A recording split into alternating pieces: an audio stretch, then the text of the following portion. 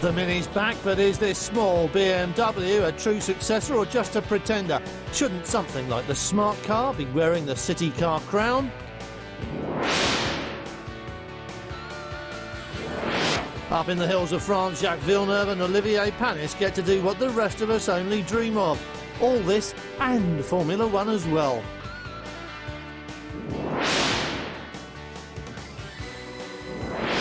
A few small changes add up to a handful of difference when the car you're revising is the worldwide benchmark for all other sports cars.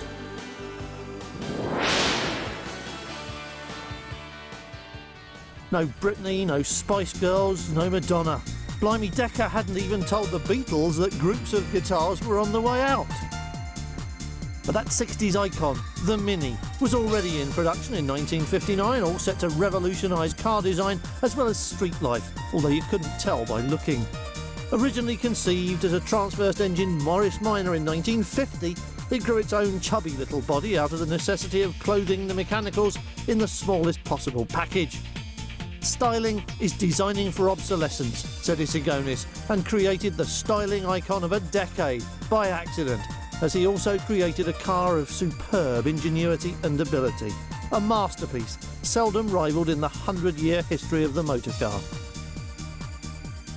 Fast forward almost half a century to the Paris Motor Show, where new Mini is about to be revealed.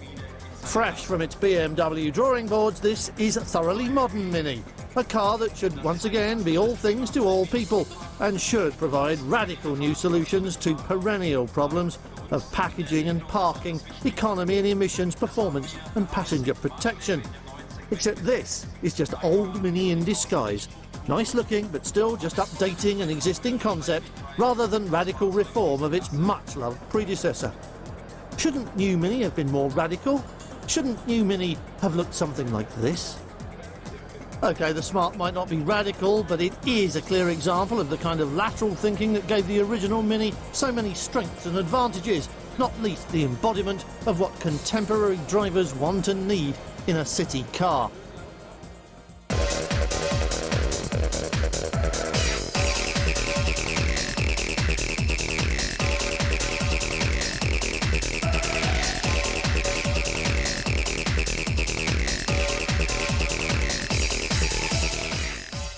So is this the engineering, spiritual and cultural successor to the original Mini?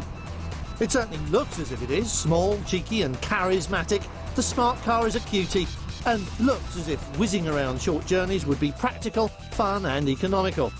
No, not economical, cheap. This is a cheap car and that's good. But is it also a good car? Not really, no. This is where it all goes horribly wrong, at least on the semi-automatic version we were driving. An occupation consisting almost exclusively of big jerky movements that produced a really noticeable discomfort for the driver, even more so for the passenger. We were so disappointed with this, having admired smart car as a concept and as a thing to look at. It made you smile just the way the first Minis did when they appeared on the streets, and everyone looked and laughed, thinking, drive? In that? Are you kidding? And so it was with the Smart, and we were so looking forward to the driving experience, until we encountered the loud, lurching behaviour from this one, a characteristic sadly not alleviated even slightly by using the sequential shift to try and smooth it all out. The concept we still love, the packaging still excellent, 2 adults plus a useful amount of luggage, all crammed into something that occupies half the normal footprint of a compact family car. End to end or side by side, you can get 2 smart cars into 1 parking bay. And it's funky, man. This car has got all the brash modernity needed to make it into a cult icon like the Mini. It looks the part inside and out, and all the clip-on extras and options make it even more so. If you were a teenager and you didn't plan to go too near a motorway too often, then this would be the car for you, instead of a motorcycle. It would cost less than a bike, be more versatile, plus you'd stay dry in the rain. What more could you want? The answer is that you'd want it to have a weeny bit more power. And then you'd want a drivetrain that didn't have all the lumps and bumps that this one has. a tall order in a short wheelbase, but there it is, or in the case of the Smart, isn't really. What the Mini had, which the Smart car doesn't, was a captivating road-going character, one that really brought a smile to your face when you drove it, and a bigger one when you started to clog it and have fun. Thing is, you wouldn't do that in a Smart car. Driving it just isn't a whole lot of fun. It's a fun car to look at, it's a fun car to have, and a fun car to use. Using it is fun. Driving it isn't. The Mini was a sticky brick in the corners and a hustler round the lanes, even at a push, a motorway cruiser. Smart car is none of those things. It's a city car, plain and simple, and you wouldn't want it for anything else. So it's succeeded within its own terms of reference, but not ours. It just hasn't lived up to our dream, but that's our fault, not the car's. But if the Smart car isn't the new Mini in the same way that purple isn't the new black, then perhaps new Mini is the new Mini, although it's treading a dangerous path, one where new Beetle definitely wasn't the new Beetle, for example. So new Mini needs to be more than a pretty lookalike balanced on the wrong floor pan with the wrong layout and the wrong sticker price. The problem is, it looks like the old Mini. Not a faithful copy, but a modern interpretation. A copy nonetheless, though. In other words, it's a fake. Old Mini didn't look like anything. That's why we fancied the Smart car for the job of new Mini, because it was new. So shouldn't new Mini be new too? New looks, new ideas, new engineering, just new? This is a modern, compact car with a bit of retro styling, and not new Mini at all. Which is, as it happens, an excellent moment to begin the road test, because it's a jolly fine little car. Pretty, entertaining, well designed and engineered, well made, well thought out. It's a good car, is this? Cancel nostalgia. Forget about icons. Rule Twiggy and the Beatles completely out of your thinking. Now, have a look at this cute new car from BMW. It looks like fun without being too radical about it. It looks like it's got a wheel at each corner, and that bodes very well for its road holding and handling. And it might even mean that it's a well-packaged layout with plenty of room inside. 4 big ones will probably be sitting comfortably in here. And it's been designed as well. Even if you didn't know how much of the interior look it owed to the first Mini, or even if you were, like us, trying to forget that, you'd find this welcoming, attractive and clever. And if you looked a little further or a little deeper, then you'd see that the trick little switches work all kinds of posh stuff, plucked from the BMW range, making this a very well-appointed small car indeed. Concealed out of sight in the wheel arches, it has strut fronts and a multi-link rear, which help make the most of the available space, including sensible luggage space as well, which the first Mini definitely didn't have. And all of this has that lovely, well-engineered feel we've come to know and love in the rest of the BMW range. The doors shut with a satisfying click, the switchgear and the controls are all solid and precise. It's a Beamer, that's what it is, and if you shut your eyes and feel your way around, even work the gears while it's parked there, you could easily be in a 3 Series. It's a good small car so far, even though it's not that small anymore. Bigger than Old Mini, bigger than Corsa and Lupo too. Plenty of room in the driving seat, even for the 6-footers and above. And it's plenty big enough under the bonnet too. The 1.6 engine is a smaller version of BMW's 1.9 with 90 horsepower doing an adequate job. But then on top of that come the Coupe and Coupe S versions, raising power to 115 and 160 plus respectively, with ABS and DSC and all that stuff as well. In standard trim as Mini 1, it drives very well. A smooth and capable ride with much less fuss than you'd get from some other small cars, some very well respected small cars in fact.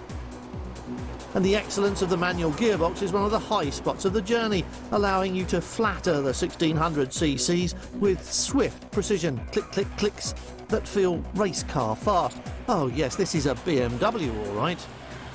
Later, along with so many different electronic handling and braking aids, it's almost bewildering writing the list, never mind the software. Along with all that will come the more powerful engines and a sequential gear shift, which can also have wheel-mounted shift buttons twirling 6 programmed ratios. All this for the price of a Fiesta or a Corsa, plus BMW quality? No contest. It's a good car, and if it's only got one carryover from its predecessor, it's a good one to have. Street cred, buckets of it. So what have we learned today? That smart car may be smart, but it's also uncomfortable in a jerky sort of way. But it still looks good on our list as a city car, and everyone in Chelsea should buy one of these and sell the Jeep. And anyone shopping for a Super Mini should stop looking and get a Mini. It's a BMW without the badges, and it's half the price it ought to be. Over-designed, over-engineered, and over here, it's a hard car to complain about, and we find no fault with it. Forget nostalgia, forget that it's using Mini heritage and Mini admiration as its marketing platform. Just drive it, and then drive Fiesta, Yaris, Corsa, even Lupo. Go on, admit it. It's an easy car to like, and every supermodel in London will have one very soon. Old cars and new stars next, Villeneuve and Panis in the Alps, plus Porsche's new look 911 on the road. Oh, it's all happening here.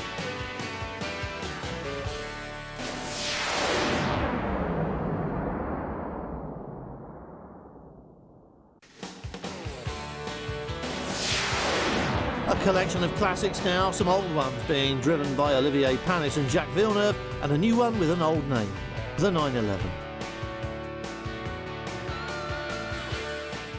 How lucky can you get?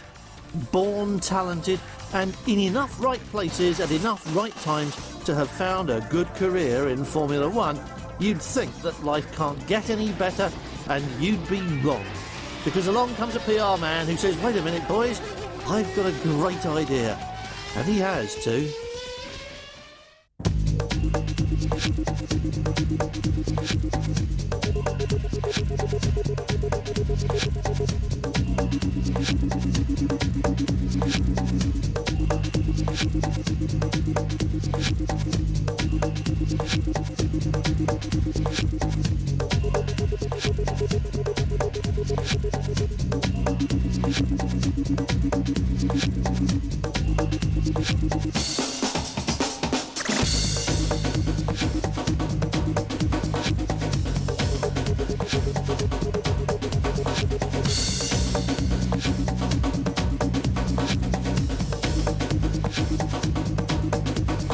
I'm very happy to be here, to be honest. It's a very beautiful mountain, and we're here for BRT promotion to drive some old car, and I'm very, very pleased for that because I'm a big fan to the old car.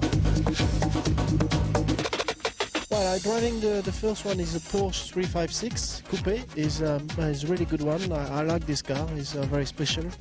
And after that, I drive the DS. It's a Citroën DS.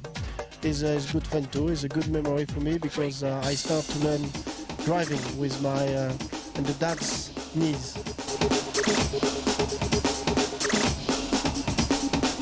And the last one is Austin Healey. It's really good. It's convertible. It's quite fun because we have some sunshine today. It's really happy.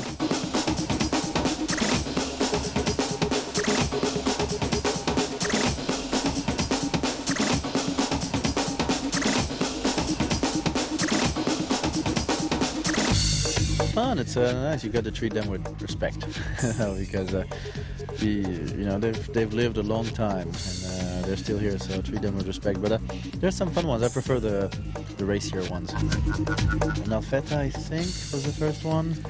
Then Mini, which that was great. That's fun. Hasn't aged. It feels great. And then a Porsche. That's great. That's fun. It's different. It feels like a race car.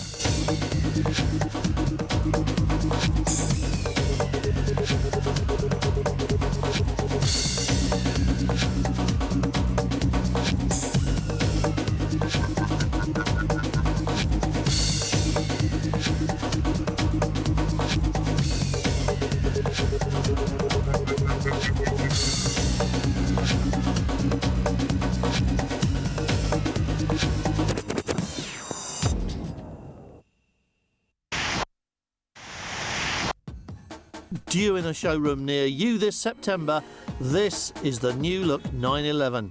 With a front end from the previous turbo model, plus beefier arches and rear end, it looks slightly different, but it's still a 911.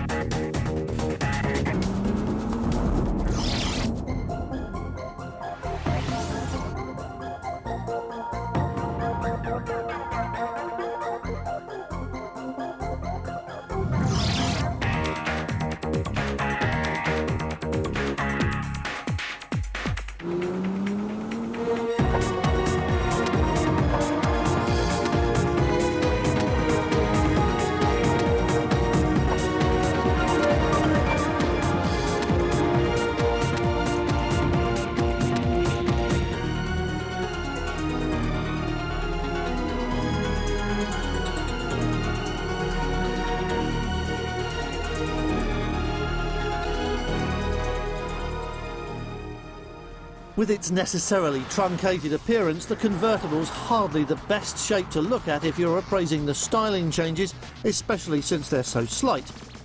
Let's be honest, this is hardly the radical step to distance it from the Boxster we were expecting from the 911's facelift. On the other hand, who's complaining? It's gained the turbo front end, basically, complete with different lighting layout, different air intakes and a somewhat bulkier look around the arches. Look at it in isolation and you'll hardly realise that this is a facelift car. You really need to put new and old together before you can spot the changes, and that's odd. At one time, it seemed Porsche had recognised the need to stop 911 owners feeling as if they'd spent all that extra money for nothing, because in front view there was nothing to separate their car from one costing only half as much. Our Porsche designer went to Stuttgart and all he got us was this lousy facelift, not much more expensive than a t-shirt with the same message. But luckily for 911 fans, there are more changes. Though the interior will be largely familiar to drivers of the existing model, there are some changes, including a 3-spoke wheel instead of the so familiar 4-spoke pattern. And there are some spec changes too, added value that's almost as good as a price reduction. But that's still not all the good news. This 4th or 5th or even 6th evolution of the world's favourite and probably best sports car includes yet another variation of that brilliant Boxer 6. Water-cooled since the arrival of the new-look car we're all supposed to call 996, and which everybody, including the people who build it in Stuttgart, still call the 911, the engine is a paragon of immeasurable virtues, a thing of beauty to behold and a stunning pleasure to drive. And it just got better. A small increase from 3.4 to 3.6 litres has produced a small increase of 20 horsepower, so it's now rated at 320. That's roughly twice the amount that's lost when the air conditioning compressor is going flat out, so you can see that it's not a hugely significant figure when we're dealing with an engine like this one. Top speed has crept up a bit as a result though, and is now quoted at 177 miles an hour. But the big change has come in mid-range torque. That's overtaking power to you and me. The Carrera 2 was already quick, below 5 seconds on the way to 100 kilometres an hour from standstill, and don't forget that all previous cautions about tyres, track temperature and driver input still apply. Don't try this at home, in other words, and don't be surprised that you can't, maybe because you just can't match the slick technique of a full-time test driver. But whoever he is, he must be good, because he's also been able to shave a couple of tenths off the standing start time for the Carrera 4, putting both versions of the 911 into the 5-second bracket. That's more than a second quicker than the Boxster's time, and it starts to put the 50% price difference into perspective, if only a bit. The Boxster's still fun, don't be wrong about that, and good fun too. Properly mid-engined, in the way that the 911 is really just cleverly rear-engined, the Boxster is a very chuckable little package, and you'll definitely enjoy every moment of it. But if you want the actual McCoy, the hard-edged supercar with razor performance and handling, then you need this car. Long renowned for all these attributes, plus NATO-grade engineering and build quality, the 911 is a supercar for sensible money, refined as such over the years, and we do mean refined. When the water-cooled engine first appeared, the 911 purists all over the world rolled up their sleeves and reached for the razor blades. Not only did it not look like a 911 anymore, it didn't sound like one either. That was partly because the water jacket muffled a lot of interesting clattering we'd all come to know and love, and partly because Porsche engineers had brought the exhaust system up to modern requirements and beyond. Recognising that this newfound silence was one of the new car's least loved attributes, they've changed it back. Not right back, because that's not possible, but they have given it a voice again. So instead of being propelled along on a silent wave of power, once again your ears will tell you when something important is happening. Fair enough, it's not the same as being propelled along by a wall of sound, but it'll do, it'll do. Nitpicking? Surely not. But if we are, then there is a reason, and a simple one at that. With most cars, there are at least a few things that you don't like or you think could be different. Engine performance, interior, seating, something. But what do you do when you come across a car that's been developed over a 25-year period by some of the best engineers in the world? You complain about the colour. That's what.